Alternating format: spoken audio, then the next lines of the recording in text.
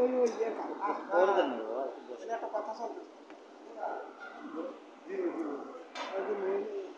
জি ধন্যবাদ। আমরা এলজিএসপি 1% যে কোনো বরাদ্দ আসুক প্রথমে আমরা মিটিং দেখি। আমরা 12 জন মেম্বার এবং প্রশাসনিক কর্মকর্তা নিয়ে আমরা মিটিং ডাকি।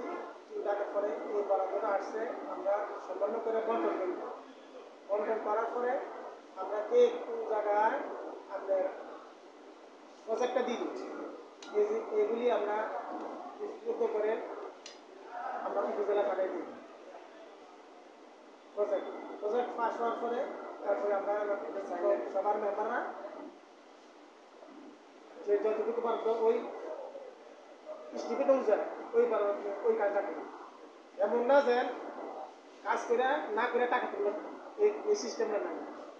আগে কাজ করবে তারপরে টাকা।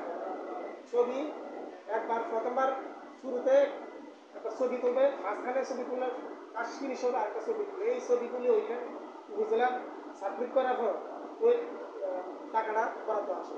এর আগে টাকাটা কোনো ওইভাবে। আরেকটা হলো বয়স্ক ভাতা, বিধবা ভাতা, প্রতিবন্ধী ভাতা। আমরা 2022 সালে ডিসেম্বরে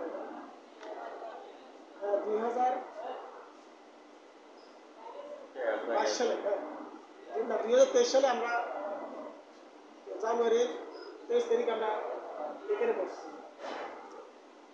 শুধু একবার 12টা বয়স্ক ভাতা আছে।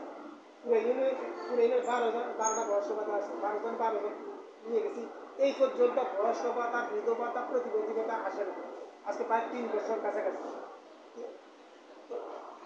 এই ভাতাগুলির জন্য মানুষের হাহাকার লাগে বলতে আছে। যেইখানে থেকে আমার বয়স হয়েছে আমার এটা করে দেয়।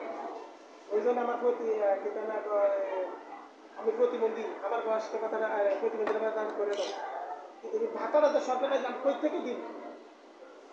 আপনার মাধ্যমে আমি আবেদন করতেছি যে আপনি যেহেতু সাংবাদিকতা আছেন, আপনার মাধ্যমে বলতে যদি উদ্যোগ কর্মকর্তার সাথে বললে যান বয়স্ক ভাতা, বিধবা ভাতা, প্রতিবন্ধী ভাতাটা যদি চালু করতে পারেন তো ওই মানুষ উপকৃত হবে।